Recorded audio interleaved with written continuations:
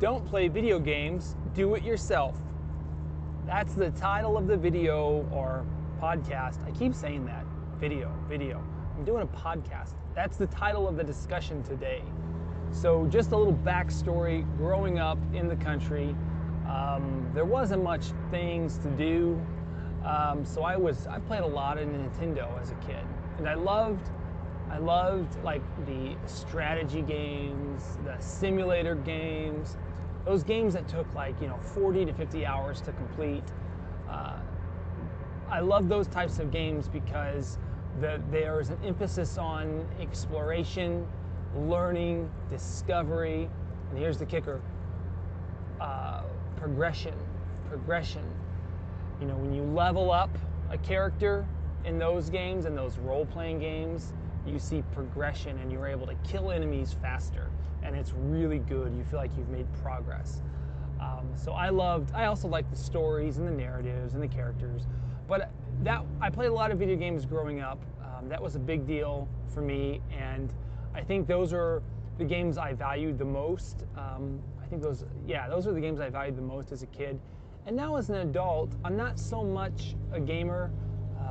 Maybe I just don't have the time. I typically read fiction instead. The page turning and the lessons learned in the book probably contribute to that same amount of progression that I so badly desire, I guess. So the purpose of this podcast is to kind of talk about why I don't have the need to play video games. And I don't think video games are a bad thing. I do have one video game in particular that I play a couple times a year with my friends. That's it. Outside of those events, I could call them rituals. I do not play any video game console. Not because I don't think it's bad. It's just because I'm busy. Busy learning, busy reading, busy doing, busy resting, sleeping. So I noticed that, why haven't I had a chance to play video games? I tried to analyze that, and one thing that I in particular think is, as a kid, I think I wasted too much time. It wasn't the video game, it was me. I wasted too much time playing video games. So I wasn't developing myself internally. At the end of the day, the root of the reason why I played the video games, me personally speaking here, was to escape and progress. That's what I liked. I loved, and I was entertained by the stories as well in the video games. But the main reason was I loved to do something big, a heroic tale of some sort. So I would say, and I mentioned this in my last video, where I started sometime in my early 20s, I started getting into reading a little bit, and I started learning how to do IT oriented work, and that's when my video game days really stopped.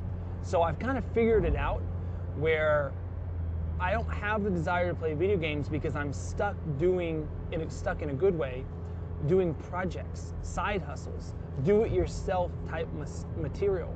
As an example, I built my own website. It took me, like 6 months to build it.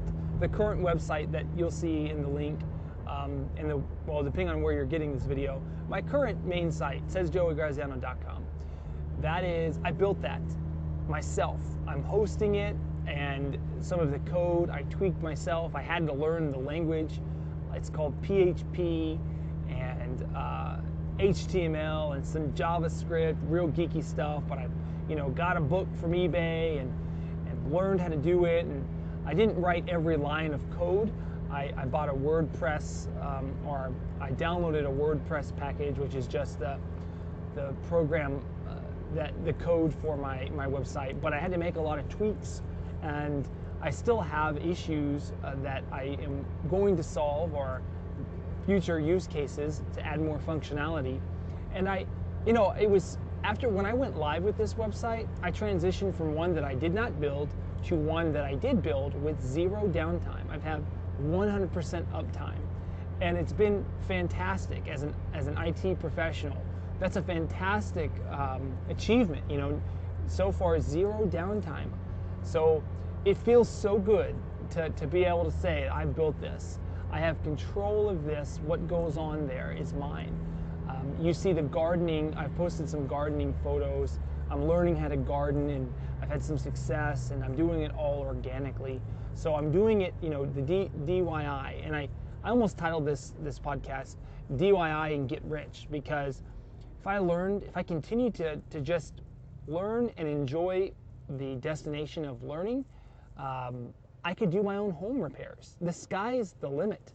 I really am not good at doing home repairs, but maybe there's some small tasks that I can learn, like painting and fixing holes, or maybe putting up the blinds, and save from having to hire a contractor.